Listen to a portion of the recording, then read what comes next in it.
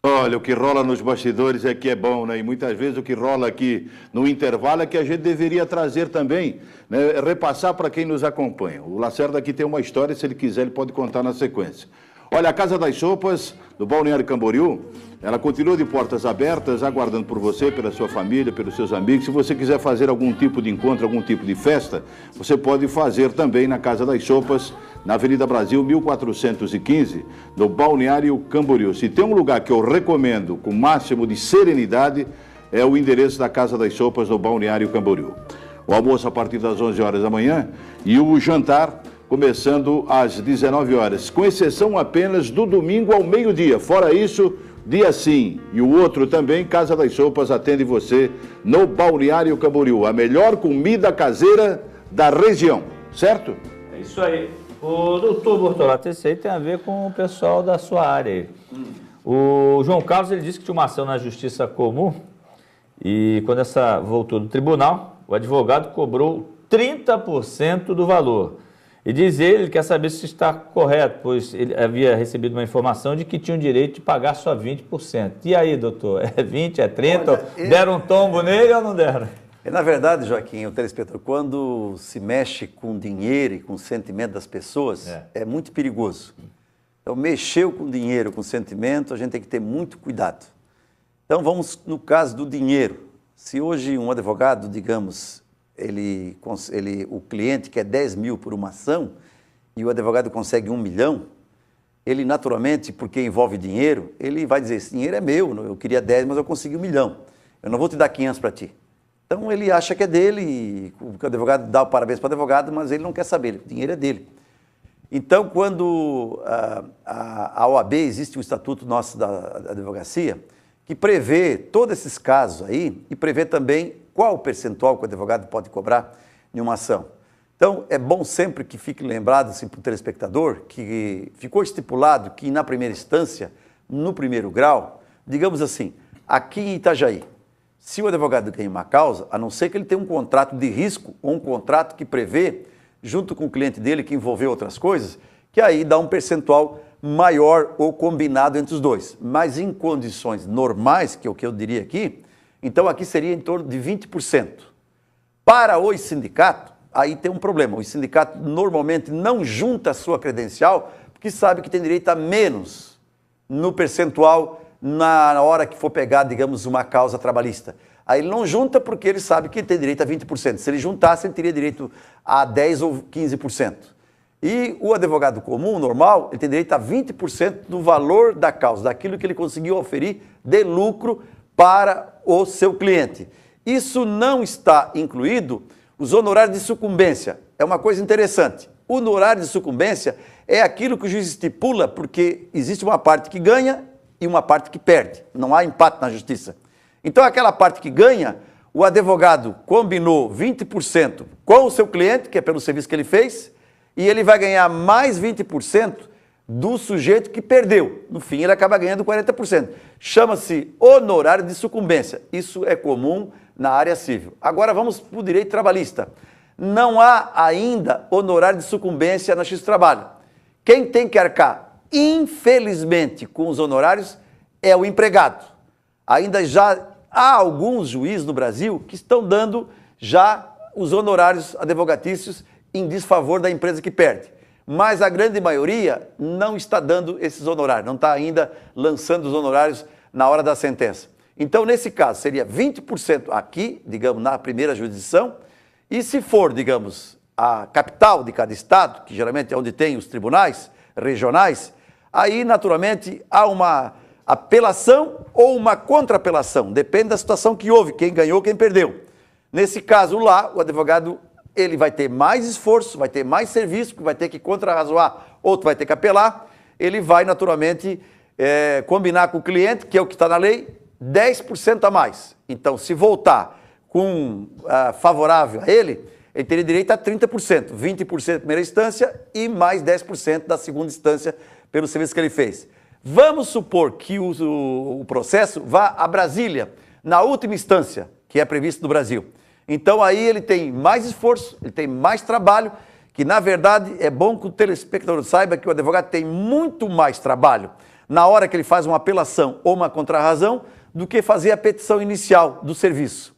Então ele tem o esforço dele. Ele tem no primeiro grau, tem no segundo grau, que aumenta 10%, e tem no terceiro grau, que é a instância superior, aumenta mais de 10%. Então o máximo que ele pode cobrar é 40% quando vai na instância superior em Brasília. Então seria 20%, 30% e 40% de honorário advogatício. E se ele cobra antecipadamente um valor pelos serviços dele? É muito comum o advogado, quando ele vai pegar a causa inicial, ele tem que estudar, ele tem que ver documentação, ele tem uma série de serviços iniciais. Então ele combina com o cliente, olha, eu vou pegar essa causa, ele também não é obrigado a pegar a causa, ele vai combinar os honorários iniciais. Para mim começar a fazer esse serviço, para mim começar a trabalhar, porque eu tenho mais uma equipe, eu tenho encargos, eu tenho uma série de coisas. Porque o advogado, na verdade, mesmo ele sendo sozinho, é uma empresa individual. Ele tem gasto.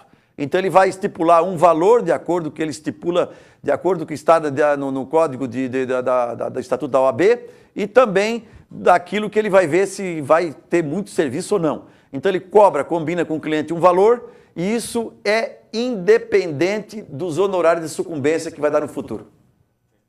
Quer dizer, ele pode fazer um acerto com o advogado? Pode, sem problema nenhum. Pode fazer um acerto assim. Antes do início. Contrato de risco. Olha, doutor, se o senhor quiser aí quanto é que o senhor acha que vai dar? O advogado não pode dizer e ele nem sabe dizer quanto é que vai dar, porque a advocacia é de resultado de meio, não é de fim. Ele nunca vai saber quanto é que, nem o juiz sabe quanto é que vai dar a ação. Mas ele pode fazer um contrato de risco, ambas as partes, porque aquilo que der no futuro, aí o advogado pode até eventualmente bancar nas custas iniciais, e do que der, digamos assim, R$2.000, no final dá meio a meio, aí as duas partes ficam satisfeitas, mas é bom sempre que isso seja colocado no papel para evitar futuros problemas. O que não existe no papel... não está na lei. Isso, muito bom. E aí Elvira, ela disse que na semana passada ela ia viajar para São Paulo, doutor. Certo. Mas chegando no aeroporto, a companhia aérea disse que o seu bilhete havia sido cancelado. Ela ficou revoltada, e não é para menos, o senhor ficaria, pois não havia feito nenhum cancelamento. Agora eles estão vendo o que ocorreu e passada uma semana ainda não deram explicações. Doutor Bortolato, o que é que ela pode fazer, a quem ela deve recorrer nesse caso? Olha, é a Maria... A Elvira. A Elvira. Elvira, no meu entendimento, o órgão que regula, digamos, as empresas aéreas é a ANAC. Mas eu, particularmente, não confio muito na ANAC, porque às vezes tem atrelamento com essas empresas também. Então, não custa você fazer uma reclamação pelo 0800 com a ANAC da situação, porque tudo indica que o teu problema ocorreu algum problema interno, no sistema interno lá dessa companhia aérea, que você não tem nada a ver com isso, que eu acredito que você não cancelou, você ia viajar. Mas agora, em termos judiciais, o que você poderia fazer? Você pode até registrar um BO na delegacia e você pode ingressar na justiça, não só exigindo que a companhia aérea, e eles, geralmente essa parte eles fazem, lhe forneça um segundo bilhete gratuitamente, bem como, evidentemente, que você tinha compromissos lá em São Paulo. Já pensou se é um compromisso, uma audiência, uma coisa inadiável, uma cirurgia que você tem que fazer? Isso, naturalmente, vai fazer com que o juiz também te dê um valor a título de dano moral. Se eu fosse você, procura um advogado da tua confiança, independente das providências que essa companhia aérea vai tomar em teu favor, ingressa em juízo, exigindo toda essa reparação dos gastos que você teve, com táxi, enfim, com todos os gastos que você teve inerente a essa viagem, bem como também o ressarcimento do valor da despesa e também um pedido de dano moral ao juiz. Doutor, nós temos uma ligação. Alô, boa tarde. Boa tarde. Quem fala? É a Lucenara. Lucimar? Lucenara. Lucimara, né? Isso. Por gentileza, pode fazer, dá um retorno aqui pra gente no estúdio, por gentileza, para o doutor ouvir. Pode fazer a sua pergunta. Pode fazer aqui, Lucimara. A pergunta é assim, doutor. Eu sou síndica geral de um condomínio em Itajaí, que esse condomínio faz parte da prefeitura de Itajaí. São os condomínios do Bem Morar.